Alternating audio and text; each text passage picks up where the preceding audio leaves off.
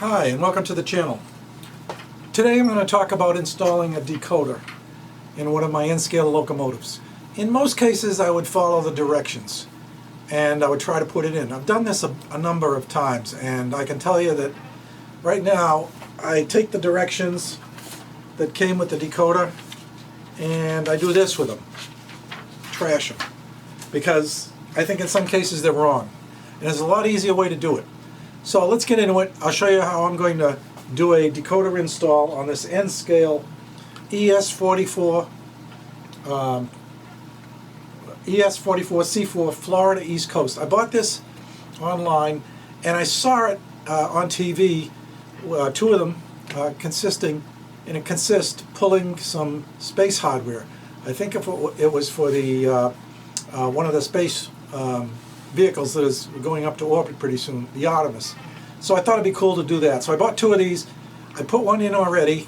I had some problems, and I am going to show you how to put it in much easier, much more effectively. So let's get to it.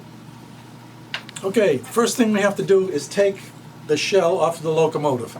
So I'm going to show you that in more detail, and I'm going to show you the trouble I get into with that.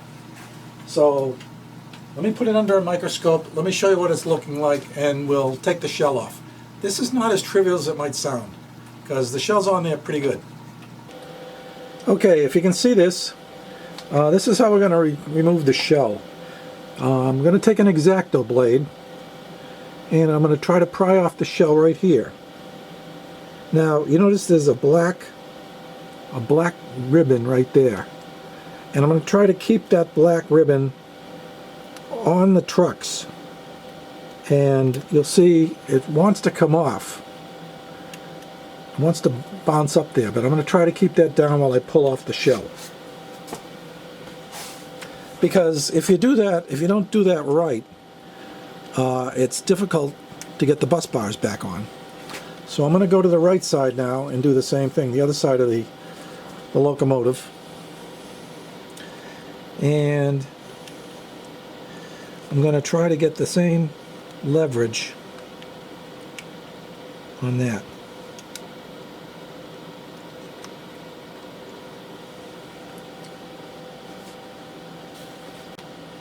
Okay, now if you see this, you see I did it the wrong way. All right? And it's very difficult to do this. I wanted this black strip of plastic to stay down here, pushing on the trucks, but that doesn't happen very often. It's very difficult to do that, and you can see that the problem with this is that when you pull this off, the bus bars are going to come off, and you're going to have to relocate them. It's not a huge deal, but it's very difficult to in this case, take the shell off without disturbing that. So we're going to have to do it the hard way. We're going to have to take off the shell and that little black strip. Okay, so I was able to do it. The front of the locomotive was actually much harder to pry off than the left side of the locomotive was. The rear end of the locomotive was, right. So first thing I'm going to do is I'm going to mark where the front of the locomotive was with a magic marker. Just so I remember which way to put the decoder in. So I mark that with a marker, and now I'm hoping that I have to hope that bus bar, the contact bar that goes to the trucks will stay there. If not, I'm going to show you a diagram of how it threads in between these points, so you can put it on there if you have to. Put it back on there if you have to. Okay, this is a picture of the bus bar if it happens to come loose. So far mine hasn't come loose in this one, but it has before several times. So these are the trucks with the contact points. The bus bar goes this way. It goes under this tab here, then it goes below into a channel, then it goes underneath this little tab here, and then it goes over the rear truck. And the purpose of these tabs is to keep pressure on the truck contacts, which are right here in here. Okay, so you can make a picture of that. Stop the video and make a picture of that just in case this happens, which is a 50-50 shot. Okay, we're going to be installing the Digitrax DN147K1C. It's a very common decoder, especially for Kato models, locomotives, and it fits quite a few locomotives. So we're going to put this in. Before we put this in, though, we're going to take the old decoder board out. Now you'll notice we marked the front of the locomotive there. And this is, before I take out the board, you have some concern about how this goes. Theoretically it goes this way, I guess, because there's an LED here, if you can see that, right here, and then there's a long LED here. But this long LED is a lot shorter than the other one. So we're going to put it in this way and assume that this is the front, which we marked, and the short LED goes in the front. This LED here is a surface mount LED, so it doesn't stick out at all. Okay, so we're going to take this out and remove it. And the way we do that, if I can get my hands around this tripod, is to push it toward the long LED out back and then lift it up like this. Okay, and you put that aside. Now, to put this in, what they tell you in the instructions, which I don't agree with, is take these tabs right here that come with it, these little metal contacts, and put it on the decoder board. The problem with that is that you need about 3 hands, because you got to slide this under these little slots here. At the same time, you got to make sure that the contacts that are on the board have to go over the motor contacts here, the decoder contacts. So you gotta kind of do this, and these things get in the way, the contacts get in the way, and you know, it's tough to slide it in there. So I forgot about that. I'm not doing that.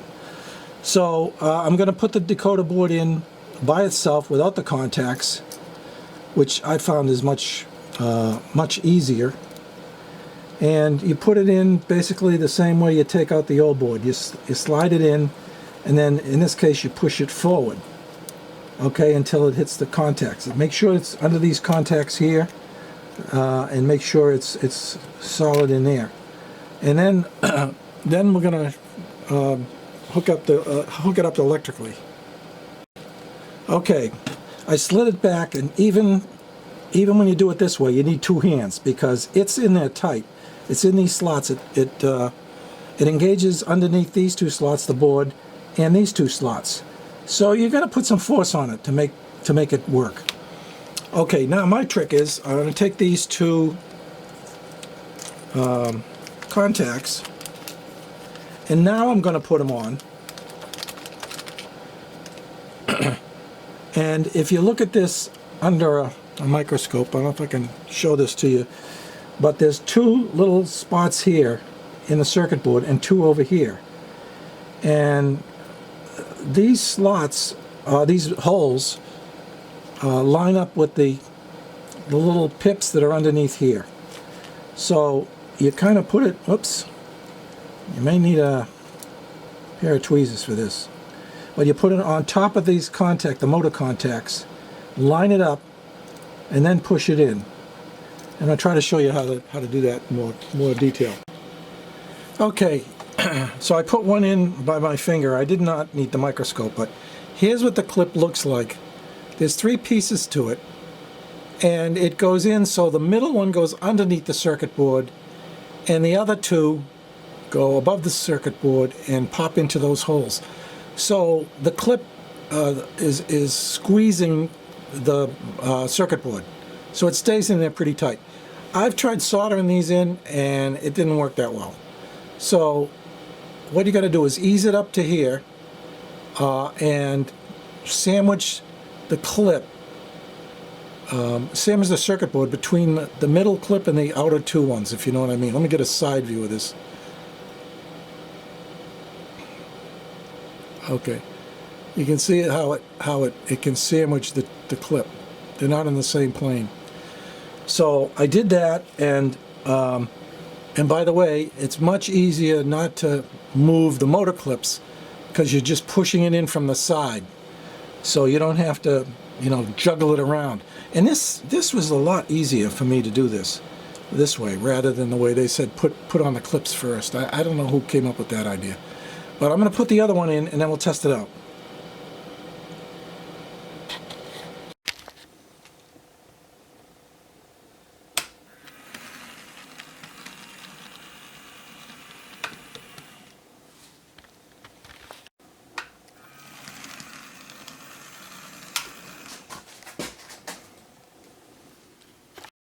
Okay, I think that went pretty well. I got lucky. I didn't dislodge the bus bars going to the wheels, to the trucks. But now you know what to do if you do. The other thing, remember, is it's very helpful to mark the front of the locomotive, because when you take that shell off, you don't know where the front is. It's tough to find out, and especially when the new decoder doesn't have the same LED spacing or configuration, you don't know which way is forward and which way is back.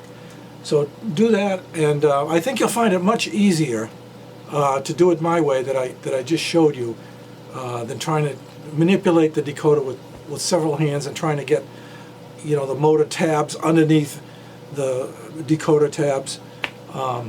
So let me know what you think in the comments. Try it out. I think it's pretty easy to do this way, and I tested it out. Also, make sure you test it out before you put the shell back on, just to make sure it works, because putting the shell back on and off is not, putting it back on is not too bad, but taking it off can be a real pain, and they're pretty tight, most of them. Okay, that's it for this video. If you like this, please like and subscribe, and leave me some comments below, see if you try this and how you find it to work. Okay, see you in the next video. Thanks for watching.